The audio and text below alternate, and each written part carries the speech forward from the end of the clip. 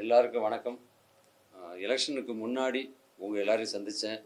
அதுவும் நெல்லை பாலண்ணா மூலமாக தான். ஏன்னா அப்பப்போ மதுரைக்கு எப்போ வந்தாலும் இந்த கையிலேருந்து வாங்கி என் கையால் கொடுக்கறது வழக்கம். இன்றைக்கி எலெக்ஷன் முடிஞ்சு தமிழக முதலமைச்சராக மாண்புமிகு முதலமைச்சர் ஜோசப் விஜய் அவர்கள் பதவியேற்றிருக்காங்க. ஒரு 2 வாரமாக அவர் சொன்ன மாதிரியே, நீங்கள் எதிர்பார்த்த மாதிரியே எல்லாம் சிறப்பாக நடந்துக்கிட்டு இருக்கு அப்படின்னு நான் நினைக்கிறேன். அது உங்களுக்கும் தெரியும். அது மட்டும் இல்லை, இன்றைக்கி இங்கே பெரியவா கோயிலில் வச்சு இந்த பத்திரிக்கையாளர் சந்திப்பு நடக்கும்போது இதை விட மகிழ்ச்சி வேறு எதுவும் இல்லை. கோயிலையும் கட்டிகிட்ருக்காரு. விரைவிலே அந்த கோயிலும் திறக்க போகிறாங்க. மிக சிறப்பாக திறக்க போகிறாரு. அதற்கும் என்னுடைய வாழ்த்துக்கள். உங்களுடைய பணி தொடர்றதுக்கும் என்னுடைய வாழ்த்துக்கள். அண்ணா சொல்லும் பொழுது பிராமணத்துலேருந்து 2 மினிஸ்டர் கொடுத்துருக்காங்க, அதுக்காக நன்றி அப்படின்னு சொன்னார். அந்த 2 மினிஸ்டர் கொடுத்ததுனால தான் பார்த்தீங்கன்னா செல்லை ஓப்பன் பண்ண முடியல. ஆளுக்கால் ஒவ்வொருத்தங்க வீட்டில் உட்காந்து பதிவு போட்டுக்கிட்டே இருக்காங்க. இவங்களுக்கு எப்படி தரலாம், இவருக்கு எப்படி தரலாம், அவருக்கு எப்படி கொடுக்கலாம் அப்படின்னு சொல்லி மாற்றி மாற்றி போட்டுக்கிட்டே இருக்காங்க. அது என்ன காரணம் அப்படின்னு எனக்கு தெரியல. உங்கள் எல்லாருக்கும் தெரியும், நம்ம முதலமைச்சர் அவர்கள் எலெக்ஷனில் நிற்கும் பொழுது 234 தொகுதிக்கும் பொதுவாக எலெக்ஷன் நடக்கும் பொழுது எல்லாருமே, எல்லா கட்சியும், எந்த கட்சியாக இருக்கட்டும், ஒரு தொகுதியில் ஒரு வேட்பாளர் நிப்பாட்டினாங்கன்னா அந்த தொகுதியில் யார் பலம் ஜாஸ்தி, எந்த ஜாதி அதிகமாக இருக்குது, எந்த மதம் அதிகமாக இருக்குது அப்படிங்கிறத பார்த்து இங்கே இந்த ஜாதிக்கு ஓட்டு அதிகமாக இருக்குன்னா அந்த ஜாதிக்காரங்களை தான் அங்கே வேட்பாளர் நிப்பாட்டுவாங்க. அந்த மாதிரிலாம் ஜாதி மதம் எதுவுமே பார்க்காம 234 தொகுதிகள்லையும் வேட்பாளராக நிப்பாட்டினார். அது யாருன்னு கூட தெரியாது யாருக்குமே. இடையில ஒரு மீம்ஸில் கூட பார்த்தேன். ஒரு வீட்டில் போய் கதவை தட்டி, ஐயா என்னங்கய்யா சட்டமன்ற உறுப்பினராக இருக்கீங்க, அவரை பார்க்கணும்னு இருக்காங்க. உடனே அவர் வீட்டுக்குள்ளேருந்து அவர் ஊருக்கு போயிருக்காருங்க. அப்படியா, சரி அப்படின்ட்டு போயிட்டாராம். இது காரணம் என்னென்னா, அவர் முகம் கூட தெரியாது, பேர் கூட தெரியாது. முதலமைச்சர் எப்படி எலெக்ஷனுக்கு முன்னாடி சொன்னாரோ, அதாவது எல்லா தொகுதியிலையும் இந்த விஜய் தான் நிற்கிறேன், மதுரை வடக்கு, மதுரை கிழக்கு, மதுரை தெற்கு, மதுரை மேற்கு எல்லாமே விஜய் தான் சொன்ன மாதிரி 234 தொகுதியிலையும் அவரை பார்த்து தான், அவர் முகத்துக்கு தான் ஓட்டு போட்டிருக்காங்க. ஜாதி மதத்துக்காக யாரும் ஓட்டு போடல. ஸ்ரீரங்கம் தொகுதி யாருடைய தொகுதி உங்கள் எல்லாருக்குமே தெரியும், அம்மாவினுடைய தொகுதி. இன்றைக்கி ஸ்ரீரங்கம் எப்படி இருக்குது, மதுரை அப்படின்னா நம்ம கோவில் நகரம்னு சொல்கிறோம். அதே மாதிரி ஸ்ரீரங்கமும் ஒரு ஆன்மீக பூமி தான், ஆன்மீக நகரம் தான். அந்த ஊரில் இப்போ சட்டமன்ற உறுப்பினராக ரமேஷ் அவரை கொண்டு நிப்பாட்டினாங்க. ஆனால் அவர் எந்த ஜாதி மதம்ங்கிறது உண்மையிலே யாருக்குமே தெரியாது. இப்போ 1000 அவங்க எடுத்து இதுலேருந்து அப்பயே எனக்கு தெரியும், இப்போ எனக்கு தெரியும், 1000 பேர் போடலாம். ஆனால் அவர் நிப்பாட்டும் பொழுது உண்மையில் அவர் யாருன்னு தெரியாது. அங்கே ஓட்டு போட்டது விஜய் சாருக்காக மட்டும்தான். அவர் ஜெயிச்சு வந்துட்டார். ஏன் இப்போ உள்ளுக்குள்ளே இவங்களுக்கு கொடுத்தானே அவங்களுக்கு கொடுத்தானே, யாருக்கு யார் கொடுத்தான்னா அது முடிவு பண்ண வேண்டியது முதலமைச்சர். அதனால் அவர் கொடுத்துருக்கார், அவருக்கு அந்த உரிமை இருக்குது. அதை மாற்ற சொல்கிறதுக்கு மற்றவங்களுக்கு அதிகாரம் இருக்கான்னு எனக்கு தெரியல. அது தவறு. எல்லாருமே அவங்கவுங்க இஷ்டத்துக்கு வீட்டில் உட்காந்து போஸ்ட் போட்டுக்கிட்டே இருக்காங்க. ஒரு இடத்தை பிடிக்கிறது எவ்வளோ கஷ்டம் உங்களுக்கு தெரியும். முதல்ல ஃபஸ்ட்டு யாரோ ஒருத்தர் சொல்லியிருந்தாங்க, அறநிலைத்துறை செயலாளர் தானே, அவங்கள பிராமணனை போட்டிருக்கீங்க, அதை எப்படி போடலாம், அதை மாற்றுங்கன்னு. அதுவே மாற்றிருக்கக்கூடாது அப்படிங்கிறது தான் என்னுடைய தாழ்மையான கருத்து. இப்போ அதை மாற்றினதுனால தான் இப்போ இவங்க இதை ஸ்ரீரங்கத்தில் உள்ளவரையும் மாற்றுங்க, அறநிலைத்துறை அமைச்சரை மாற்றுங்க அப்படின்னு சொல்கிறாங்க. இப்படி மாற்றுங்கன்னு சொல்லிக்கிட்டே இருந்து நம்ம மாற்றினோம்னா மாற்றிக்கிட்டே தான் போகணும். அதனால் முதலமைச்சரை பற்றி எனக்கு நல்லா தெரியும். ஒரு வாட்டி முடிவு பண்ணிட்டா என் பேச்சை நானே கேட்க மாட்டேன், அவர் சொன்ன டைலாக்கு. அதனால் நீங்கள் முடிவு பண்ணது கரெக்டான முடிவு. அதனால் நீங்கள் எப்பயுமே எடுக்கிற முடிவு கரெக்டாக தான் இருக்கும். இதுவும் கரெக்டு தான் நினைக்கிறேன். எனக்கு இத்தனை சீட்டு, எனக்கு இத்தனை பெர்சன்டேஜ் இருக்குது, பெர்சன்டேஜெல்லாம் இங்கே பார்த்து யாரும் ஓட்டு போடலை. அவருக்காகத்தான் ஓட்டு போட்டிருக்காங்க. அதனால் அவர் யாரை வேணாலும் அமைச்சராக்கலாம், அவர் யாருக்கு வேணாலும் என்ன பதவி வேணாலும் கொடுக்கலாம். அந்த உரிமை அவருக்கு உண்டு அப்படிங்கிறத முதல்ல தெரியப்படுத்திக்கிறேன். இப்போ நீங்கள் என்ன வேணாலும் கேட்கலாம்.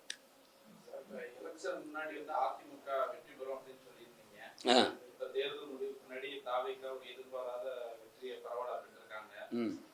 அதிமுக வேற கொலாப்ஸ் ஆகி மீண்டும் முன்னாள் முக்கிய தலைவர்கள் எல்லாம் பலர் விலகிட்டு இருக்காங்க. இந்த சூழலை எப்படி பார்க்கணும்? இல்லை, நீங்கள் கொலாப்ஸ் ஆகின்னு சொல்லி சொல்கிறீங்க. ஆனால் உண்மையிலே எனக்கு தெரிஞ்சு அப்படி இல்லை. ஏன்னா மாற்றி 2 பேட்டி கொடுத்துக்கிறாங்களே. கூட நேற்று முந்தாளில் கூட ஒரு பேட்டி பார்த்தேன். வேலுமணி கூட, எஸ்பி வேலுமணி அண்ணன் கூட ரொம்ப அழகாக ஒரு வார்த்தை சொல்லியிருக்காரு. எல்லா பத்திரிகையிலையும் இதை போடுறது இல்லை, சில பத்திரிகைகள் எங்களை பிரிஞ்சிட்டோம், விலகிட்டோம்னு சொல்லி திருச்சி போடுறாங்க. அப்படி இல்லை, எங்களுக்குள்ளே நாங்கள் பேசிக்கிட்டு தான் இருக்கோம் அப்படின்னு சொல்கிறாங்க. அது உங்கள் எல்லாருக்குமே தெரியும்.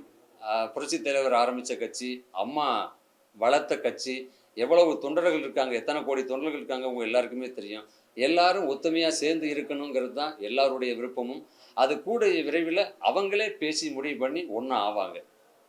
இல்லப்பா. அதான் சார் இப்ப வந்து பாத்தீங்கன்னா, தனபால்ல இருந்து செம்மலையில இருந்து எம்ஜிஆர் காலத்துல யார் யாரு முக்கியத்துவம் கொடுத்து கட்சியில இருந்தாங்களோ அவங்க ஃபுல்லா போயிருக்கிறது கட்சிக்கு ஒரு பின்னடைவு தானே அதிமுக. ஏன் வந்து எடப்பாடி வந்து முக்கிய தலைவரை அனுசரிச்சு போக மாட்டேங்கிறாருன்னு தானே எல்லாரும் கேட்குறாங்க. அதை பற்றி தான் இவங்கெல்லாம் பேசிக்கிட்டு இருக்காங்க. ஏன்னா நான் வந்து உண்மையிலே உங்கள் எல்லாருக்கும் தெரியும், கட்சி பொறுப்புகளில் நான் எதுவுமே இல்லை. நான் வந்து ஒரு பேச்சாளர். அவங்க என்ன திட்டங்கள் போடுறாங்களோ அதை போய் மக்கள்கிட்ட சொல்கிற ஒரு ரெப்ரஸன்டேட்டிவாக தான் இருக்கேன். அதனால் அவங்களுக்குள்ள மேல் மட்டத்தில் இருக்கிறவங்க அவங்க எல்லாருமே ஒரு நாள் ஒவ்வொருத்தங்க பேட்டி கொடுத்துட்டு தான் இருக்காங்க. இனிமேல் இது நடக்காதபடி நாங்கள் எல்லோரும் ஒத்துமையாக செயல்படுவோம் அப்படிங்கிறதையும் சொல்லியிருக்காங்க. அதனால் அவங்க பேசி அதை முடிவு பண்ணிப்பாங்க. அதை சொல்லக்கூடிய இது எனக்கு அந்த பொறுப்பு இல்லை. இப்ப பாத்தீங்கன்னா விஜய் பதவியேற்று ஒரு 2 வாரம் ஆயிடுச்சு. சரி. நிறைய கொலை குற்றங்கள் அங்கங்க கொலை சம்பவங்கள் நடக்குது. சூலூர்ல ஒரு 10ஆம் வகுப்பு மாணவி பாலியல் பலாத்காரம் செய்யப்பட்டிருக்காங்க. இந்த மாதிரியான விமர்சனங்கள்லாம் ஏற்கனவே ஆளுங்கட்சியா இருந்த திமுக வந்து கடுமையா வைக்கிறாங்க. எங்களை சொன்னீங்களே இப்போ உங்க ஆட்சியில் அப்படி நடக்குது, நீங்க ஏன் பேச மாட்டீங்க அப்படின்லாம் கூட கேட்குறாங்க. அதையும் நான் செய்தியில் பார்த்தேன், படித்தேன். 24 மணி நேரத்துக்குள்ள அந்த குற்றவாளி யாருங்கிறத கண்டுபிடிச்சிட்டாங்க. அப்புறம் நம்ம சினிமா மாதிரி ஒரே நாளில் வந்து நம்ம நாட்டை மாற்றணும்னு நினச்சா அது முடியாது. அது கொஞ்ச நாள் காலம் எடுக்கும். அதுக்கு உண்டானது மற்றவங்க எல்லாருமே கூட சப்போர்ட் பண்ணணும், அவங்களுக்கு உதவியாக இருக்கணும். அவர் இப்போ தான் 2 வாரம் தான் ஆகுது நீங்கள் சொன்ன மாதிரி. அட்லீஸ்ட் மினிமம் ஒரு 6 மாதமாவது ஆகும். இது அப்போ தான் கொஞ்சம் கொஞ்சமாக நம்ம குறைச்சிட்டு வர முடியும். ஒரே நாளில் ராத்திரியா 144 தடை உத்தரவு போடுங்க, யாரும் வெளியே வராதீங்க, கதவை சாத்துங்க அப்படிலாம் போட்டுற முடியாது எதையும். அதனால் கண்டிப்பாக கொஞ்சம் கொஞ்சமாக அது குறையும். நீங்கள் பாருங்களேன். சார் இதே கடந்த ஆட்சியில் இதே மாதிரி தான் நடந்தது. அப்போ ஏன் அந்த மாதிரி இல்லாமல் விமர்சனங்கள் இருந்துச்சுயா? இல்லை, அது எப்பயுமே 5 வருஷம் முடிய போகும்போது அந்த ஃபர்ஸ்ட்லேருந்து 5 வருஷம் என்ன நடந்தது அப்படிங்கிறத எல்லாருமே விமர்சனம் பண்ணுவாங்க. அந்த 5 வருஷத்துக்குள்ளே எவ்வளோ கொலை குற்றங்கள் நடந்திருக்கு, எவ்வளோ போதை புழக்கங்களில் இருந்திருக்கு, இது எல்லாம் வந்து இந்த எலெக்ஷன் வரும்பொழுது அவங்களுடைய மிஸ்டேக் என்னென்ன அப்படிங்கிறத எடுத்து எதிர்க்கட்சியாக இருக்கிறவங்க போய் சொல்லுவாங்க. அதுபோல் அந்த 5 வருஷத்தில் நடந்த குற்றங்களை எல்லாருமே எடுத்து சொல்லியிருக்காங்க. நம்ம இப்போ ஆட்சி ஆரம்பித்து 2 வாரம் தான் ஆகுது. அதனால் இன்னும் போகட்டுமே, நல்லது நடக்கும்போது பாராட்டுவீங்க, அதே மாதிரி வேறு ஏதாவது தவறுகள் நடக்கும்போது எல்லாரும் குரல் கொடுக்குற மாதிரி மற்றவங்களும் கொடுப்பாங்க. சார் இப்போ பொதுவாக பார்த்தீங்கன்னா இப்போ அமைச்சராயிட்டாங்க, முன்னாடி வந்து கட்சியினராக இருந்தாங்க, இப்போ அமைச்சராயிட்டாங்க. தாவேக்காவினர் வந்து இண்டிவிஜுவலா போய் ஒரு கவர்மெண்ட் ஆஸ்பத்திரியில ஒரு அரசு சார்ந்த அலுவலகங்கள்ல போய் தலையீடு பண்ணி அவங்களுக்கு வந்து ஆலோசனை பண்ணி மிரட்டி இந்த மாதிரி இது பண்ற சில சம்பவங்கள்லாம் பார்க்க வேண்டியது இருக்கு. அதை இப்போ இவங்க பண்ணாங்க. அது என்னென்னா உங்களுக்கே தெரியும். ஏன்னா நம்ம எடுத்த உடனே இப்போ நம்ம பவரை காமிக்கலாம் அப்படின்னு நிறையா வீடியோக்கள்லாம் கூட பார்த்தேன். அந்த மாதிரி தன்னுடைய என்ன நமக்கு தகுதி இருக்குது அப்படின்னு தெரியாமல் டப்புன்னு போயிட்டு இவங்க ஒரு சட்டமன்ற உறுப்பினர் மாதிரி அமைச்சர் மாதிரி கரைவேட்டி கட்டிட்டு இறங்கி போனாங்க அப்படின்னு சொல்லி அப்போக்கு அதுக்கு உடனே அவர் பதில் கொடுத்துருந்தார். நம்ம புசி ஆனந்த் சாரை வந்து ஒரு பதில் கொடுத்துருந்தார். இந்த மாதிரி கட்சிக்காரங்க யாரும் அரசு அலுவலகத்துக்கோ இல்லை வந்து அரசு இடங்களுக்கோ போய் உங்களுடைய இதை நீங்கள் பயன்படுத்தக்கூடாது, இதை வந்து நீங்கள் இதோட நுப்பாட்டிக்கணும்னு சொல்லி அவர் எச்சரிக்கை கூட கொடுத்துருந்தார். திரையரங்க கட்டணத்தை 250 ரூபாயா ஆக்கணும்னு சொல்லி முதல்வரை சந்திச்சு திரைத்துறையினர் கோரிக்கை விட்டுருக்காங்க. நீங்களும் ஒரு திரைப்பட நடிகர், அது சரியா வருமா? இப்போ கைக்குள்ளே சினிமா வந்துருச்சு, தேட்டருக்கு வர்றதே ரொம்ப கஷ்டமாக இருக்குது. அதுவும் பெரிய ஹீரோக்கள் படங்கள், அதுதான் இந்த வெள்ளி சனி ஞாயிறு 3 நாளைக்கு ஸ்பெஷல் காட்சியோடு தொடங்கி அந்த என்ன விலை வச்சாலும் போய் பார்க்கக்கூடிய லெவலில் இருக்குது. அதுக்கப்புறம் படம் நல்லா இருக்குது அப்படின்னா தான் உள்ளே வர்றாங்க. சின்ன படங்கள் கூட ஓட ஆரம்பிக்குது. மற்றபடி இதுதான் 2 நாள் போட்டுருவீங்க, அந்த ஓடிடியில் வந்துடும், இந்த நாளைக்கு டிவியில் போட்டுருவாங்க. முன்னாடியெல்லாம் தீபாவளி பொங்கல் அப்படி தான் டிவியில் வந்தது. இப்போ அப்படி கிடையாது, தினந்தோறும் தீபாவளி தான். கைக்குள்ளே சினிமா வரும்னு சொன்னாங்க, இன்னைக்கு கைக்குள்ளேயே சினிமா வந்துருச்சு. அது மட்டும் இல்லை, வெப் சீரிஸ் நிறைய வர ஆரம்பிச்சிருச்சு. அதனால் வந்து பெரிய படங்கள் நீங்கள் சொன்ன மாதிரி பெரிய ஹீரோக்கள் படங்கள், பெரிய பட்ஜெட் படங்கள் அந்த ரசிகர்கள் போய் முன்னாடி பார்ப்பாங்க. அவங்க பணத்தை பற்றி யோசிக்க மாட்டாங்க. ஆனால் மிடில் கிளாஸில் இருக்கவங்க கண்டிப்பாக தேட்டருக்கு வர்றதுக்கு யோசிப்பாங்க. சார் உங்கள் நிலைப்பாட்டில் எதுவும் மாற்றம் இருக்கா? தாவேக்கால சேரலாம், ஏன்னா திரைத்துறை சார்ந்த ஒரு முதலமைச்சர், உங்களுக்கும் நீங்களும் நிறைய அவரோட நடிச்சிருக்கீங்க. அதிமுக தற்போதைய நிலை இதெல்லாம் பார்க்கும்போது நீங்கள் அந்த அவரோட எதுவும் அந்த கட்சியில் எதுவும் நான் இன்னும் அவரை சந்திக்கவே இல்லை. பொதுவாகவே வந்து எப்பயுமே யார் முதலமைச்சராக வந்தாலும் சரி, அந்த 1 மாதத்துக்குள்ளே நான் போய் அவங்கள சந்திச்சிருவேன், வாழ்த்துக்கள் சொல்லிட்டு வந்துடுவேன், யாராக இருந்தாலும். நான் அதிமுகவில் பேசுகிறவராக இருந்தால் கூட யார் முதலமைச்சராக வந்தாலும், யார் பதவி ஏற்றாலும், யாருக்கு விருது கிடைச்சாலும் போய் நேரடியாக போய் வாழ்த்துக்கள் சொல்லிட்டு வந்துடுவேன். இப்போ அவர் கொஞ்சம் பிஸியாக இருக்கிறதுனால அவர் இன்னும் நான் சந்திக்கலை.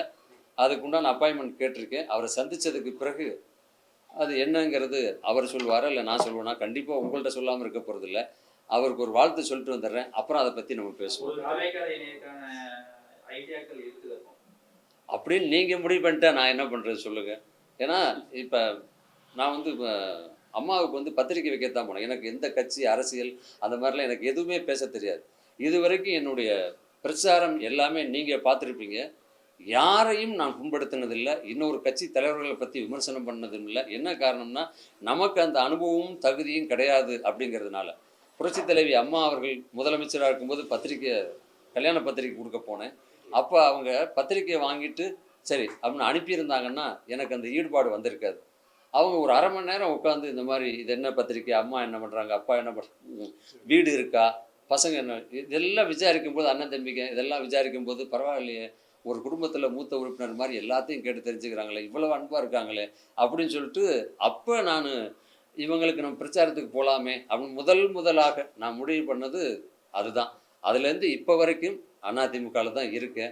அதனால் எனக்கு இந்த வேறுபாடு இதெல்லாம் தெரியாது. ஒருவேளை இவரை சந்தித்ததுக்கு பிறகு அதே போல் எனக்கு தோணுச்சுன்னா அவர் போடுற திட்டங்களை இல்லை இந்த மாதிரி எடுத்து சொல்கிறதுக்காக போகலாம். அது என் கையில் இல்லை, இறைவன் கையிலையும் முதல்வர் கையிலையும் இருக்குது. நீங்க நண்பரா ஒரு நடிகரா பார்த்த விஜய் அவர்களுக்கும் இப்போ முதல்வரா பார்க்கக்கூடிய விஜய்க்கும் என்ன வித்தியாசம் இருக்கு நினைக்கிறீங்க? வரும்போது என் நண்பர் கூட சொல்லிட்டு இருந்தார் ஜெகன்னு. ஆனால் சினிமாவில் எப்படி இருந்தாரோ அதே மாதிரி அவ்வளோ யதார்த்தமாக ரொம்ப கேஷுவலாக இருக்கார். நீங்கள் நிறையா பேர் விமர்சனங்களில் கூட பார்த்துருப்பீங்க. அந்த இதை கூட அந்த இதில் கூட போட்டிருந்தாங்க, இந்த படத்தோட ஸ்டில்லை போட்டு ஃபேன் ஷர்ட் போட்டு இன் பண்ணி நடந்து வர்றது. இப்போ அவர் அதே மாதிரி முதல்வரானதுக்கப்புறம் ஃபேன் ஷர்ட் போட்டு இன் பண்ணி நடந்து வருது. ரெண்டையும் போடும்போது அதே மாதிரி அவர் அன்னைக்கு எப்படி இருந்தாரோ அதே மாதிரி தானே இப்பயும் இருக்காரு அப்படின்னு தான் எல்லாரும் பேசிக்கிறாங்க. எனக்கும் அப்படி தான் தோணுது. எம்ஜிஆர், சிவாஜி, ரஜினி, கமல், விஜய், அஜித் இப்படி போய்கிட்டு இருக்கும்போது இவர் ஒரு பக்கம் அரசியல் பிரவேசத்தில் இருக்கும்போது அஜித் வந்து பார்த்தீங்கன்னா இப்போ கார் ரேஸை தாண்டி இப்போ கிரிக்கெட்லாம் பயங்கரமாக விளையாண்டுட்டு இருக்காரு. எப்படி பார்க்குறீங்க? அவர் முதல்லே சொல்லிட்டாரு அரசியலுக்கு வரமாட்டேன். அதனால் வந்து எனக்கு பிடிச்சது ஆசையானது இந்த மாதிரி கார் ஓட்டுறது. இப்போ இல்லை, நான் நிறையா படங்கள் அவர் கூட நடிச்சிருக்கேன். ராஜா படம் ஊட்டியில் ஷூட்டிங் நடந்துட்டு இருந்தது. அப்போ பார்த்தீங்கன்னா அவர் வந்து பைலட்டாக போகணுன்னு தான் ஆசைப்பட்டார். ஒரு சின்ன அந்த ஃப்ளைட் மாதிரி ஒன்று வாங்கி வச்சுட்டு கேமராமேன் அவரும் எங்கேயும் ஆள் இல்லாத காட்டுக்குள்ளே போயிடுவாங்க. அந்த இதை வச்சுட்டு ஆப்ரேட் பண்ணிகிட்டே இருப்பார். அப்போ கேட்கும்போது சொன்னார், இந்த மாதிரி நான் பைலட் ஒரு நாளாவது பைலட் ஆகணும் அப்படின்னார். அப்புறம் அந்த கார் ரேஸ்லேயும் சரி அந்த மாதிரி இன்னொரு இடத்துல அவருக்கு விருப்பம் இருக்கும் பொழுது கண்டிப்பாக அவர் இங்கே வரமாட்டார். ரசிகர்களுக்கே வந்து அவளை அட்வைஸ் பண்ணும்போது இந்த மாதிரி கட் அவுட் வைக்காதீங்க, பல விஷயம் பண்ணாதீங்க, ஒருத்தர் பின்னாடி போகாதீங்க, உங்கள் குடும்பத்தை பாருங்கள் அப்படின்னு சொல்லும் பொழுது, அதனால் அவர் ஆசைகள்னா நிறையா இருக்குது. அவர் அதுக்குண்டான முயற்சி பண்ணிட்டு இருக்காரு. எல்லாத்துலேயுமே அதே மாதிரி அவர் நம்பர் 1 வரணும் அப்படிங்கிறது தான் என்னுடைய ஆசை. இப்போ விஜயோட நீங்கள் சேர்ந்து நடிச்சிருக்கீங்க, அவரோட பழகி இருக்கிறீங்க. இந்த 5 ஆண்டு எப்படி சார் அவர் ஆட்சி நடத்துவாங்க? நான் தான் முதலே சொல்லிட்டேனே, ஒரு பானை சோத்துக்கு ஒரு சோறு பதம்னு சொல்லுவாங்க. இப்போ தான் 2 வாரம் ஆகுது. இனிமேல் போக போக என்னென்ன திட்டங்கள் போடுறாரோ அதை வச்சு நீங்களே சொல்லுவீங்க. ஏன்னா நீங்கள் தான் முதல்ல என்னையெல்லாம் வந்து யாருன்னே தெரியாத என்னை வந்து மக்கள்கிட்ட கொண்டு போய் சேர்த்தது பத்திரிகையும் இந்த ஊடகம் மட்டும்தான். அன்னைக்கு வந்து பெற்றது அன்னை வளர்த்தது சென்னைன்னு சொன்னேன். இன்னைக்கு உலகம் முழுவதும் வையாபுரின்னு தெரியுதுன்னா அதுக்கு காரணம் நீங்கள் தான். அதனால் நல்லாட்சி நாயகன் இல்லை நல்ல ஆட்சி பண்ணுறாரு, இது மிஸ்டேக்கு, இது பண்ணால் நல்லாயிருக்கும் அப்படின்னு எடுத்து சொல்கிறது நீங்கள். எங்களை மாதிரி ஒரு 4 பேர் அங்கங்கே ஊர்களில் உங்களை சந்திக்கும் போது எங்கள் மனசில் பட்டதையும் எடுத்துகிட்டு போய் சொல்கிறது நீங்கள் தான்.